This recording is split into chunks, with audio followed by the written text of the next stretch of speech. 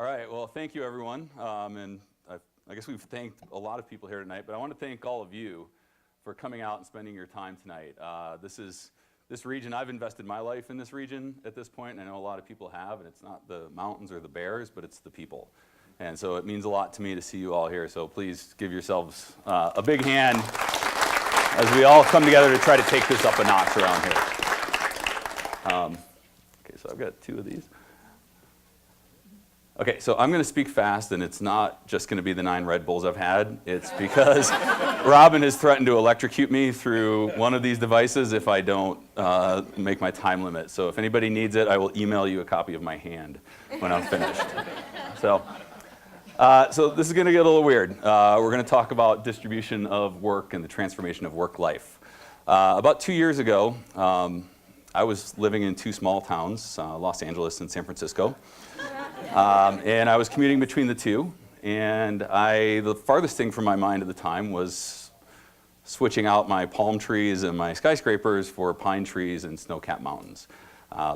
And most of that was logistically, right? It was like, you know, without Grubhub, how does one eat? Without Uber, how does one get around? And without my 500 megabit per second internet connection, how does one download stock quotes? And I download a lot of stock quotes. And then I took a vacation, and I came here to Lake Tahoe, and my wife Shanna and I came, and we went right about over there, and rented a boat, went over there, and I started to look around, and some things opened my eyes. And then that night, walking around town, talking to people, some things really started to crystallize about the region and what could be done.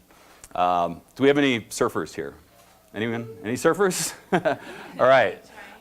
For those of you who, did I just show off my notes? For those of you who aren't from the coast or haven't spent any time on the coast, surfers are snowboarders in board shorts. So basically the same thing.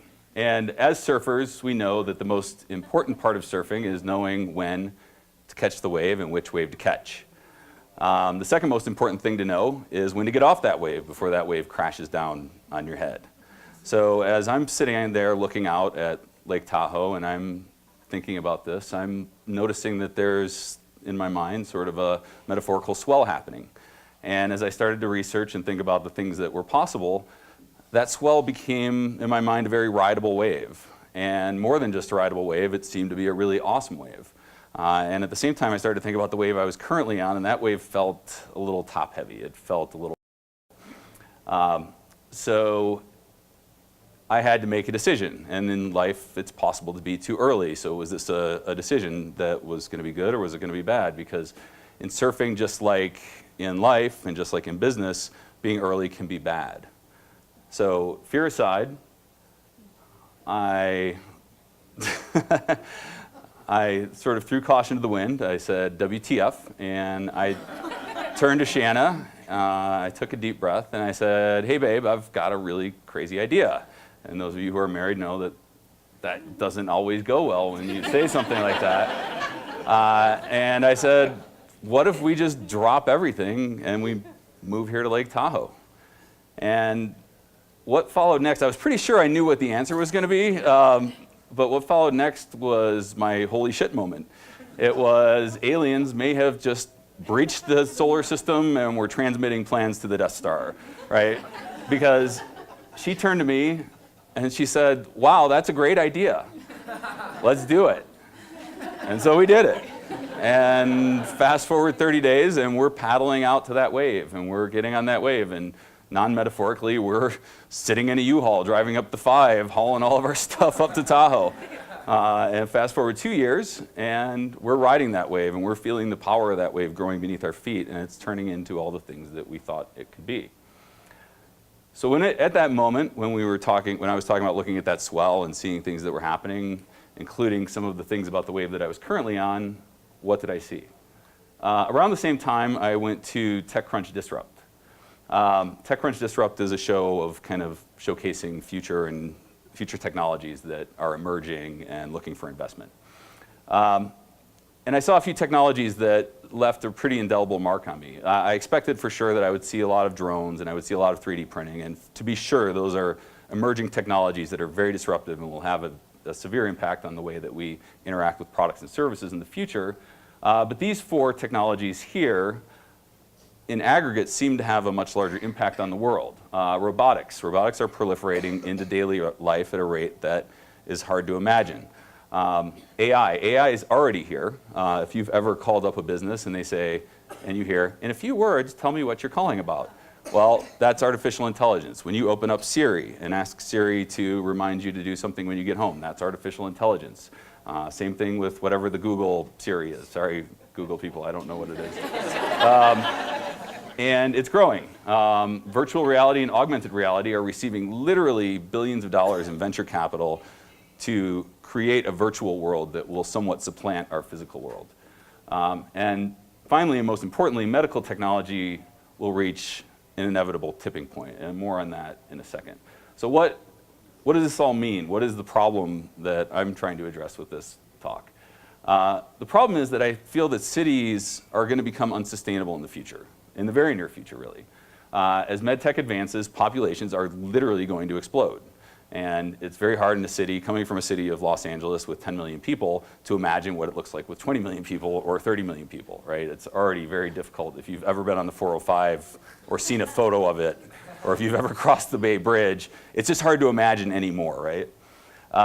So income and housing inequality will become greatly exacerbated. As bad as it seems now, it's going to become much worse because of the next bullet point, which is that most service and industrial jobs are going to be automated away. And we'll talk about what that means a little bit. Cities will inevitably become travel destinations and centers of innovation, and that's fine, but the Airbnb economy is going to even more exacerbate that problem of the housing inequality situation. So it's a number of factors all combining at once to make this very difficult. But back to the first point. What do I mean when I say as med tech advances that we're going to have a population explosion that we can't control? Well, here's a couple of graphs.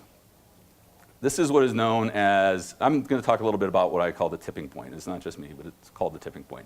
And the tipping point is the point where life expectancy exceeds time passing. Meaning, if 1 year goes by, the average life expectancy increases by 1.1 years, right? So it's moving faster. And the problem is that these graphs always go up, right? So when they go up, it's not just going to be 1.1 years that life expectancy increases with every passing year. It's going to be 1.5, and then it's going to be 2, and then it's going to be 10, and then it's going to be 30, and then you can only imagine, right? So these graphs, if you look at the graph on the left, I assume that's your left, yeah? It looks like a pretty linear diagonal line, right? No, not too scary. Although in that time frame, which is about 150 years, the average life expectancy has gone up by about 40 years, from 40 years. So it went from 40 to 80. That's a pretty dramatic change, I think we could all agree.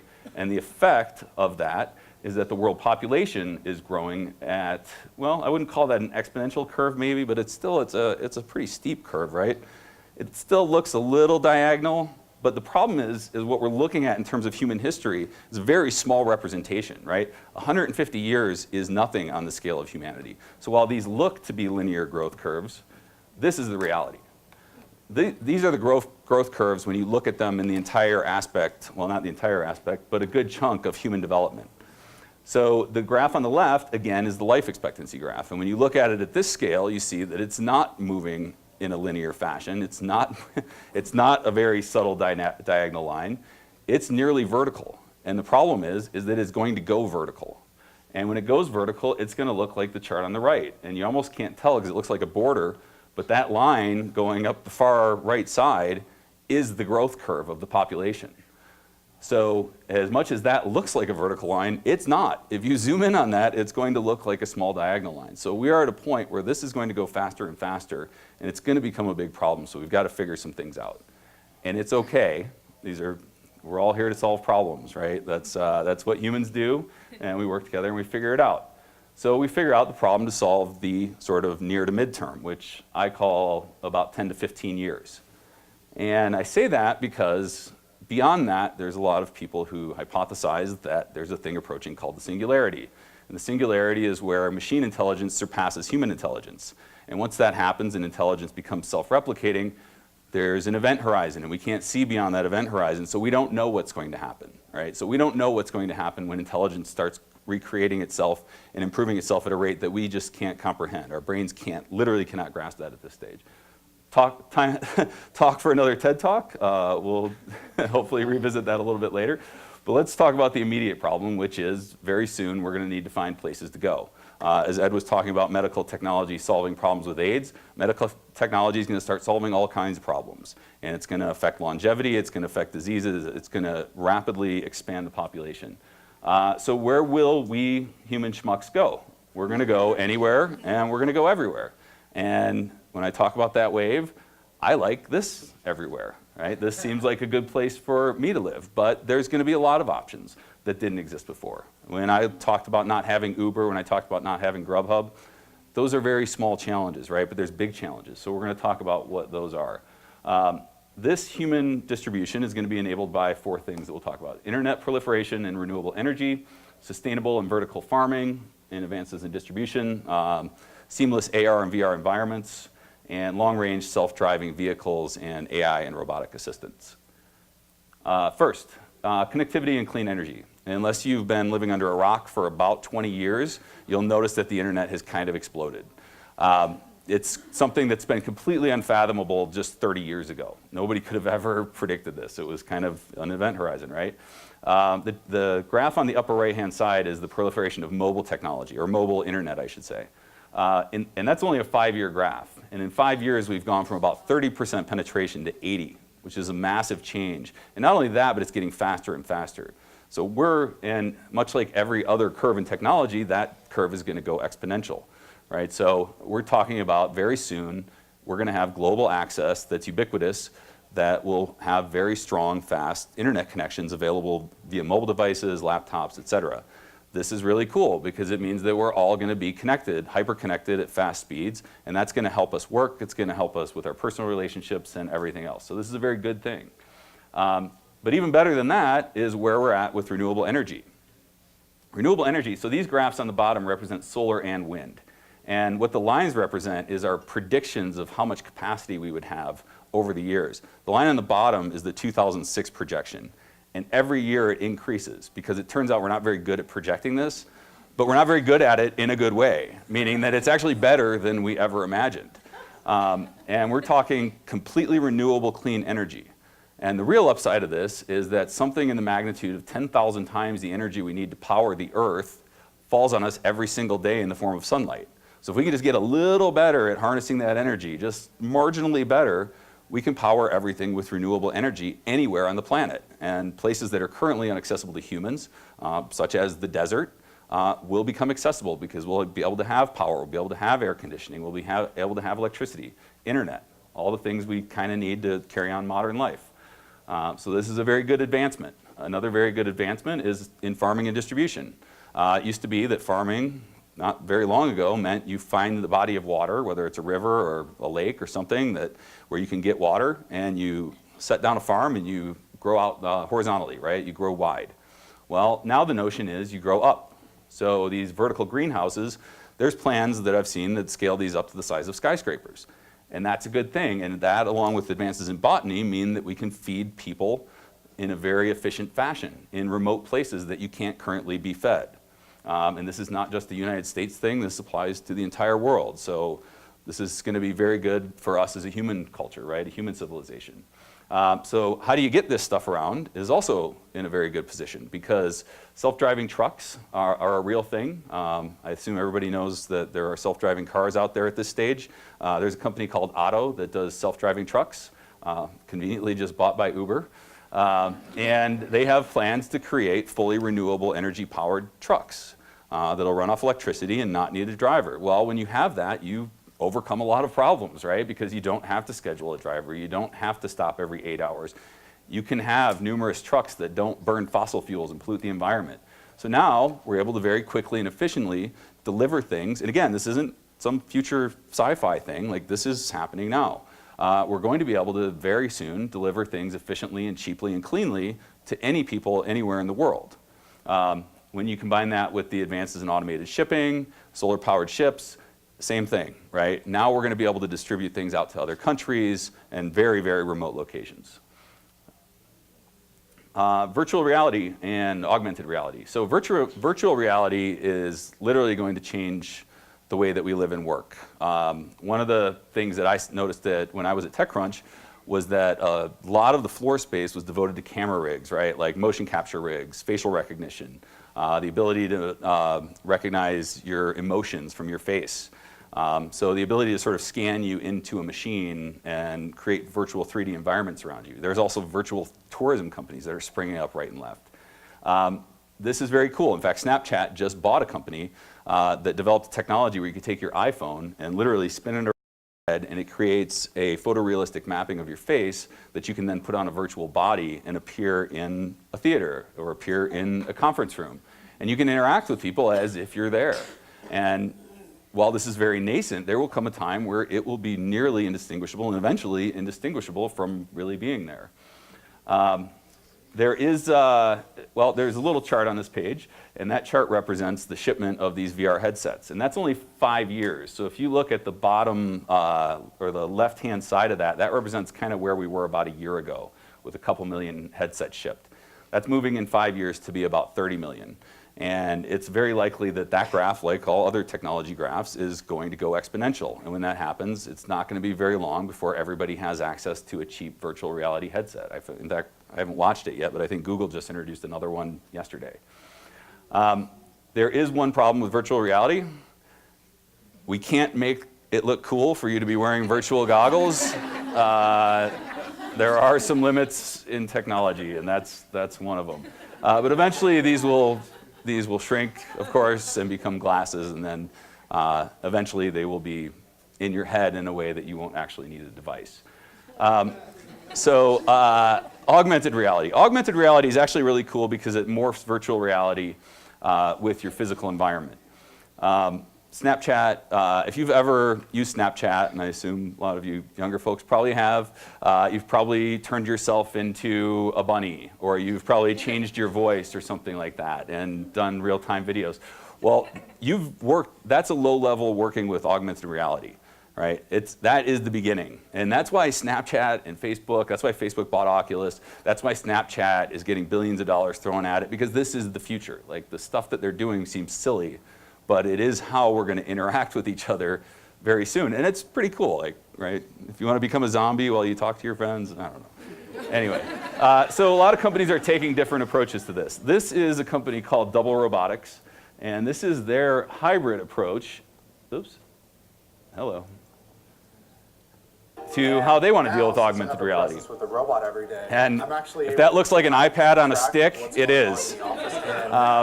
And this is no joke. This is in LinkedIn's offices. So to speak, even though. So big companies are actually using this as a way for workers to be virtually in an office. I'm not sure I'm going to ever do this, but this is something that's actually happening. Other companies like Magic Leap, which is located in Orlando, Florida, has taken in about $1 billion in funding to do these really insane augmented reality interfaces. So you can imagine when this is how you interact with a computer or a virtual device, it takes on all new meaning, right?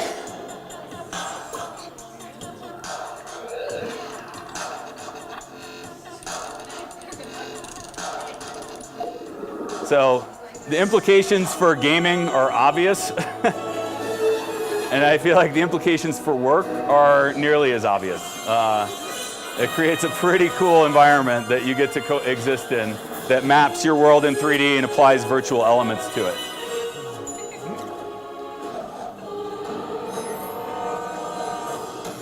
Yeah, so I think we all want that, right? So next, fully autonomous cars. And when I say here fully autonomous cars facilitate humanity, because I think it's easier to get in a car that's going to drive you somewhere while you sleep or read or play a game than to white knuckle it through traffic over the Bay Bridge, right? Like, it just makes a lot of sense. And on the recent cover of Time magazine, I think about 2 months ago, they said that you can have true safety in vehicles. You can have no more deaths on the highway, you can have no more accidents, and all you have to do is give up your right to drive. And it's true, because automated vehicles have sensors all around them and cameras all around them. You have 2 eyes and 2 ears. You can't compete. right? So TechCrunch actually also just put out an article that had a picture of a kid and said, the last person to ever be issued a driver's license was born about 4 years ago. So this stuff is happening because we are inherently unsafe. We tap our brakes. We gawk at accidents, right? So it just makes sense for the safety of yourself and the safety of others that when this technology is perfected, relax, read a book, take it easy, let the car drive you. It's not a big deal. I have a friend who's 80 years old who drives his Tesla over Mount Rose in autopilot mode, much to the chagrin of his wife, meaning he doesn't touch the steering wheel or the brakes or the gas. He lets the car drive him over Mount Rose. I don't know if, yeah. So it's a real thing. It's here. It's a little unnerving, but it's okay. Finally, household AI and robots will fill in some of the gaps. Now, this is something that I think people who don't live in a mountain town don't really know anything about, right? And that thing is, there's just not enough people to do all the individual tasks that you need to get done. So when you live, I live on North Lake, and I know there's one chimney guy, there's one glass guy, there's an oven person, right? Like there's one person to do every job. And if that person is busy, you're screwed. So some of these tasks are going to be able to be automated by robots. And when those robots are running on electricity that are powered by the sun, and they're driven to you in an autonomous vehicle that's similarly powered, the cost structure goes way down, right? Because essentially you're just renting equipment at that point. You don't have to worry about someone's schedule or their drive time because they just wake up and do the thing and then they leave.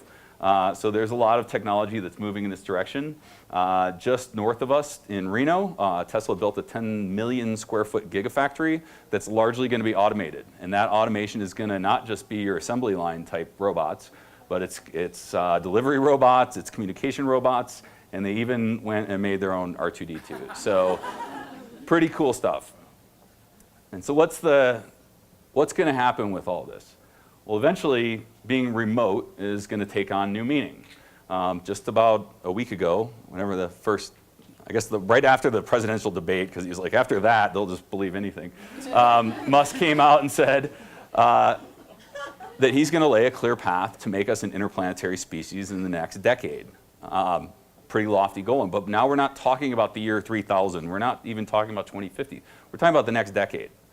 And he's got a pretty viable plan, according to most experts, to get us there. But the truth is, we're not just going to have to be interplanetary. We're going to have to find other things, right? We're going to have to live on the water. We're going to have to live under the water, in the desert. We're going to have to really expand what we consider a livable space, right? And the other part that's going to happen is part of our lives will be spent in computers.